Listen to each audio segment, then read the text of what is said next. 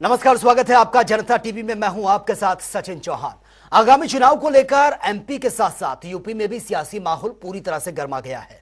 BJP को सत्ता से हटाने के लिए तैयार की गई इंडिया अलायंस में अब विरोधी सुर सुनने को मिल रहे हैं। सीट बंटवारे को लेकर सपा और कांग्रेस आमने सामने हैं और इस पूरी सियासत को लेकर हमारे संवाददाता जया सिंह ने समाजवादी पार्टी के राष्ट्रीय सचिव राम गोविंद चौधरी से खास बातचीत की है, वो देख लेते हैं।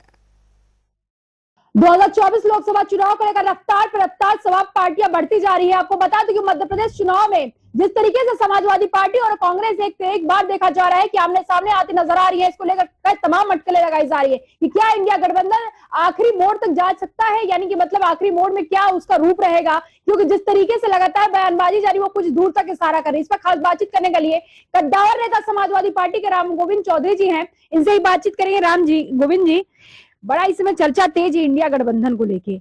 अब जो है अब सवाल ये खड़ा हो गया, भाई अंतिम मोड़ तक जाते जाते जिस शीर्ष नेतृत्व को, प्रधानमंत्री का पद को जिसको कैप्चर करना था, अब उससे पहले ही दम तोड़ रहा है। नहीं, दम नहीं तोड़ेगा। जो देश की परिस्थिति है, नहीं तो अखिलेश जी तो कह रहे हैं ना कि हम राष्ट्रीय स्तर पे, जब प्रदेश स्तर पे गठबंधन नहीं करना है तो फिर राष्ट्रीय स्तर पे क्या मतलब है। पहले हमारी बात सुन लीजिए।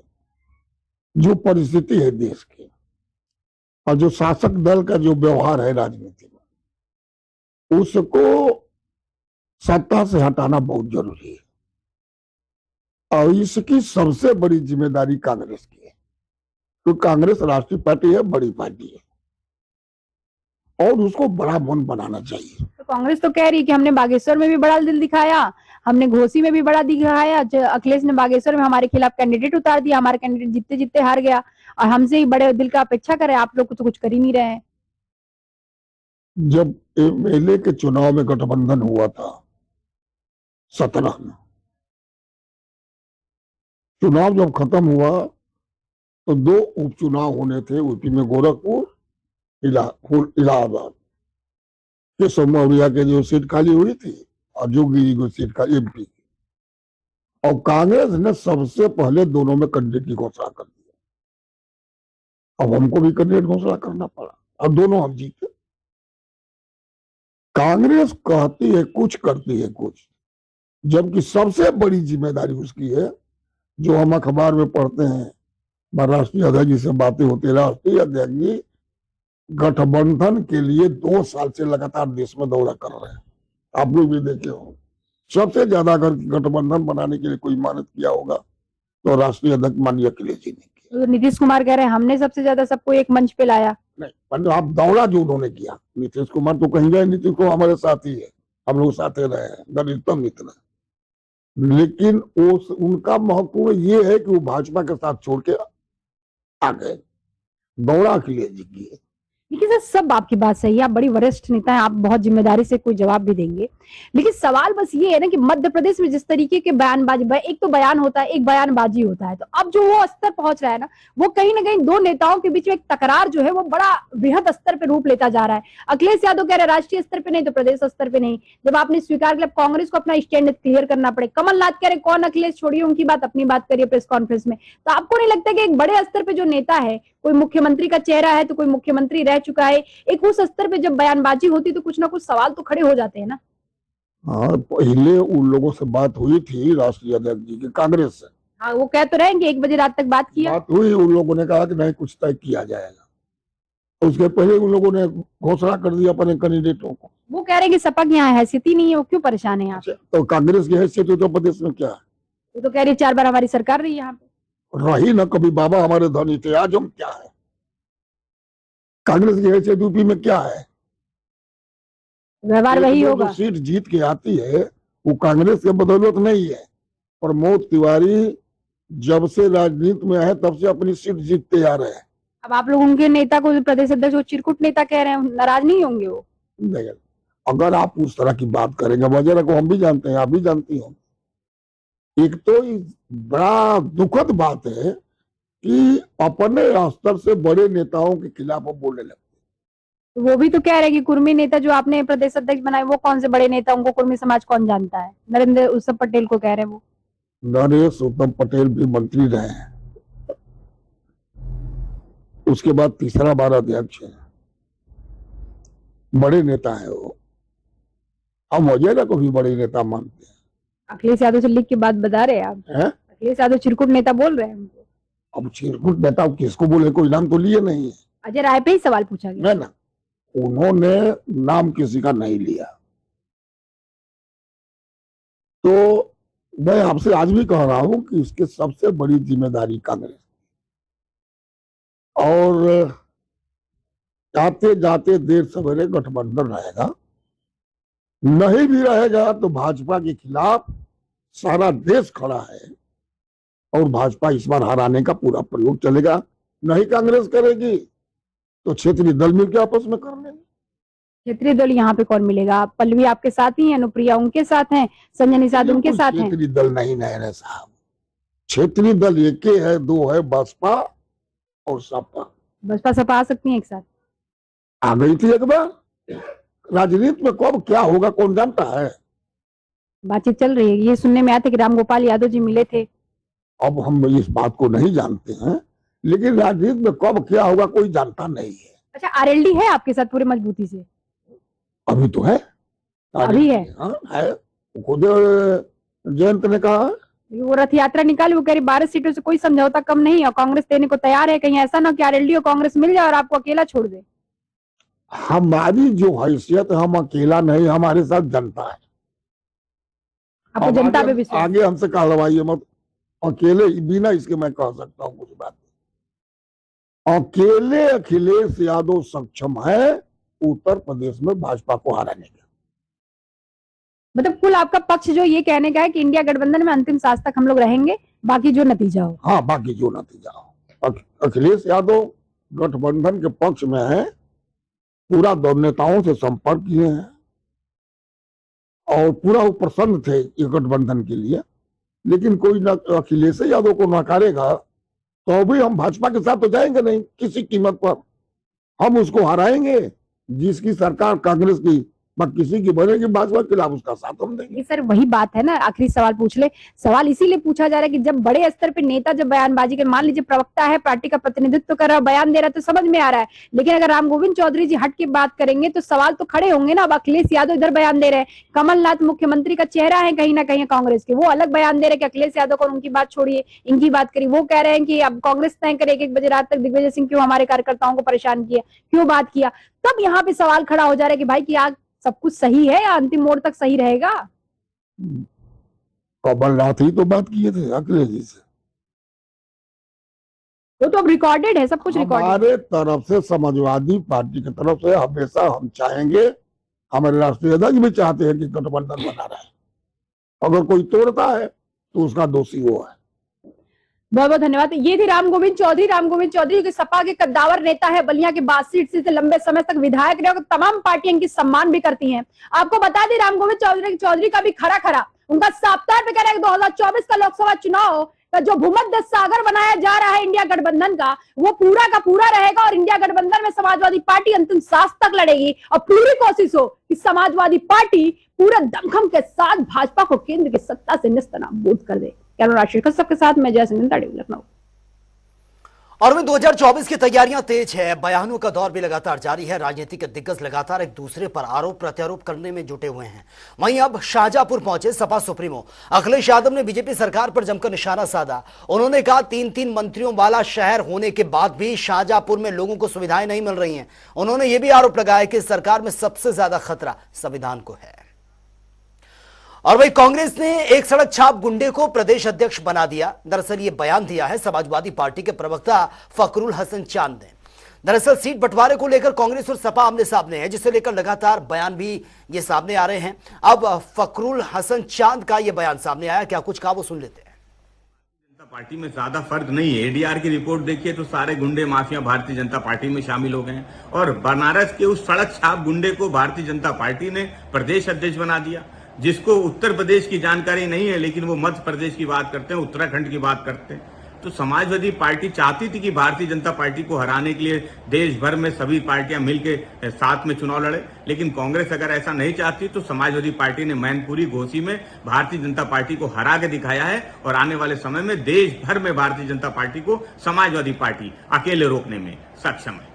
देखिए, कांग्रेस और भारतीय जनता पार्टी में ज्यादा फर्क नहीं है। एडीआर की रिपोर्ट देखिए तो सारे गुंडे माफिया भारतीय जनता पार्टी में शामिल हो गए हैं और बनारस के उस सड़क छाप गुंडे को भारतीय जनता और वहीं एक तरफ यूपी में सपा और कांग्रेस आमने सामने है तो दूसरी ओर ऑल इंडिया मुस्लिम जमात के राष्ट्रीय अध्यक्ष ने सपा पर निशाना साधा है। मुस्लिम समाज से अन्य विकल्प तलाशने की बात कही है। समाजवादी पार्टी के नेता आजम खान आज के वक्त में मुश्किलों के दौर से गुजर रहे हैं और उनका परिवार भी मुश्किलों से गुजर रहा। ऐसे वक्त में समाजवादी पार्टी के मुखिया अखिलेश यादव ने कहा कि वो मुसलमान होने की वजह से जेल जा रहे हैं, उनके ऊपर जुल्म किया जा रहा। मैं कहना चाहता हूं कि हकीकत यह है कि वो मुसलमान होने की वजह से नहीं बल्कि वो समाजवादी पार्टी में होने की वजह से मुश्किलों के दौर से गुजर रहे हैं। और ये जिन्होंने सपा को सींचा, खून पसीने से सींचा, वो संस्थापक सदस्य हैं। इसके बावजूद भी अखिलेश यादव सिर्फ ट्विटर पे 2 लाइन लिख करके अपनी जिम्मेदारी खत्म कर देते हैं। समाजवादी पार्टी और में देश प्रदेश में नवरात्रों का जो पर्व है बहुत ही धूमधाम के साथ मनाया जा रहा है। हर ओर उत्सव का माहौल है। वहीं प्रदेश के जेलों में भी कैदी पूजा अर्चना के साथ व्रत भी रख रहे हैं, जिसे लेकर हमारे संवाददाता अनूप सिंह ने जेल मंत्री धर्मवीर प्रजापति से खास बातचीत की है, वो देख लेते हैं।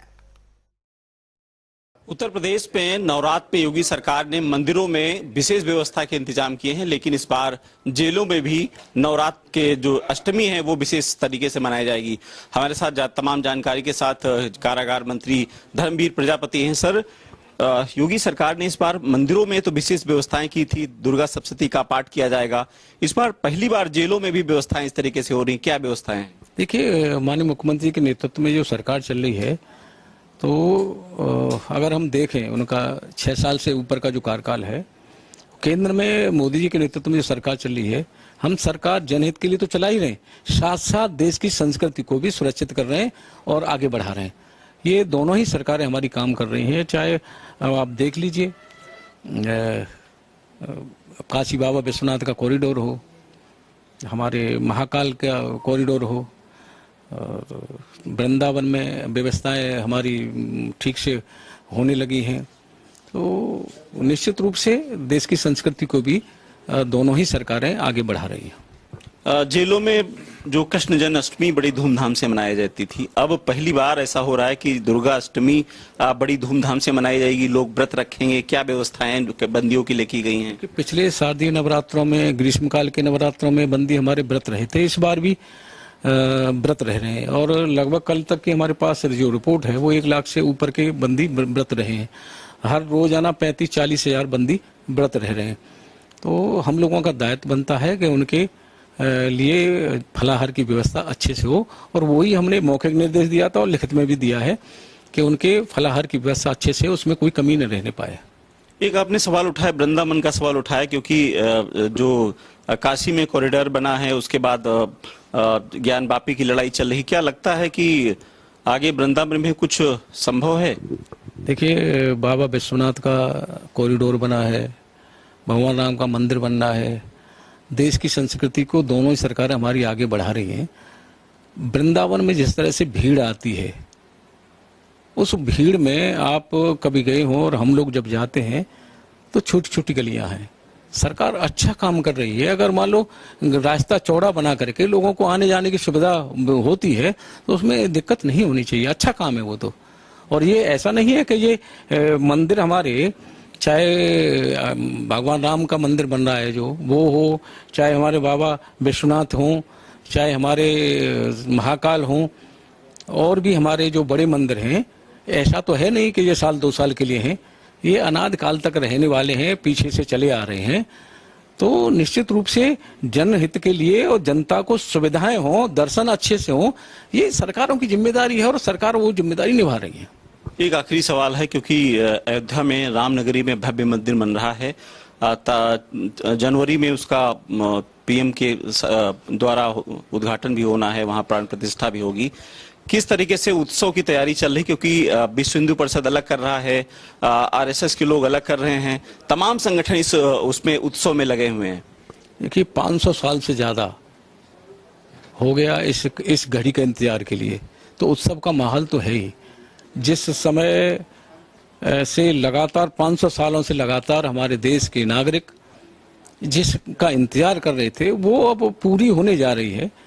हम जो है हर त्योहार आता है तो कहते हैं उत्साह के साथ मनाते हैं, जो 500 साल बाद आ रहा हो तो उत्साह तो निश्चित रूप से होगा ही।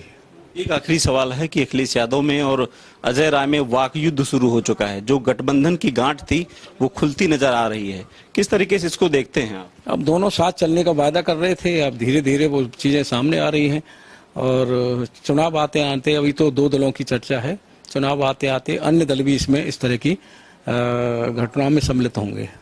शुक्रिया।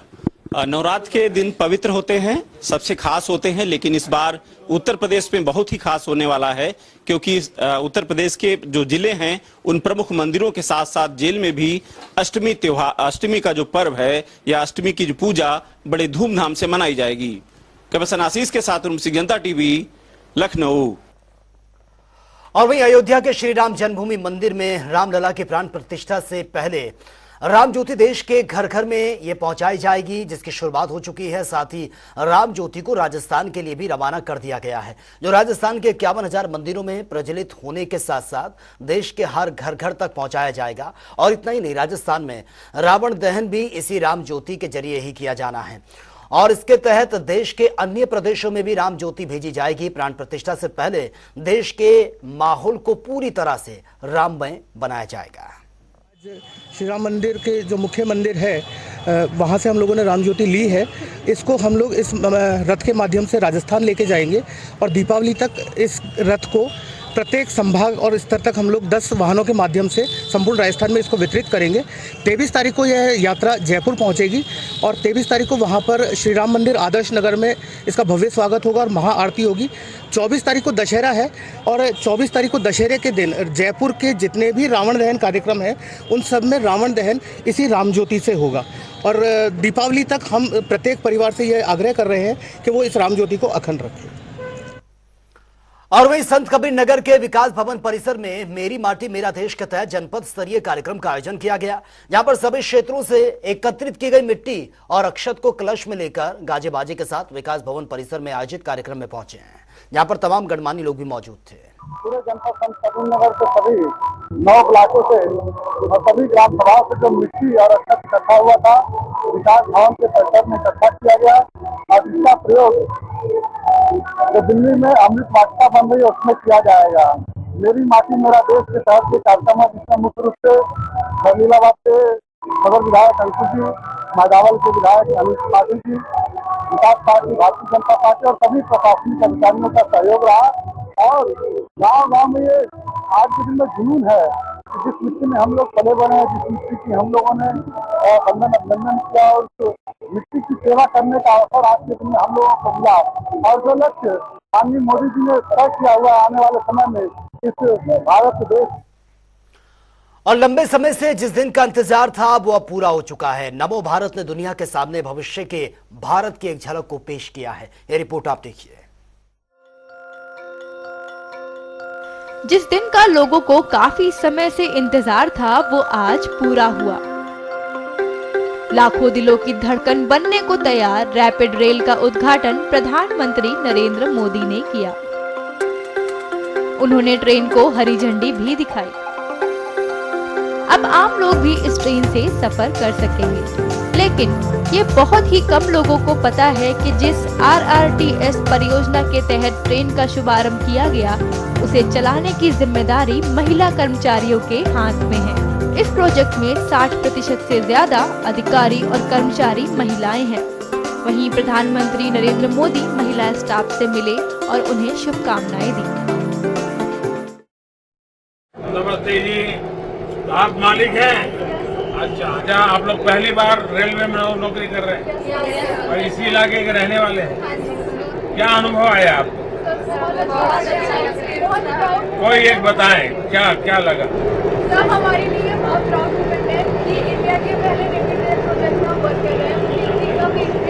हम इसको ऑपरेशनली वर्क कर रहे हैं स्टेशन कंट्रोल ऑफिसर में, तो बहुत प्राउड। तो ट्रेनिंग कितना समय चली आपकी? 9 मंथ चली। कहाँ पर ही? लखनऊ में। अच्छा, चलिए, आपको बहुत शुभकामनाएं। और बहुत अच्छी सेवा कीजिए लोगों की। सर आपको बहुत धन्यवाद।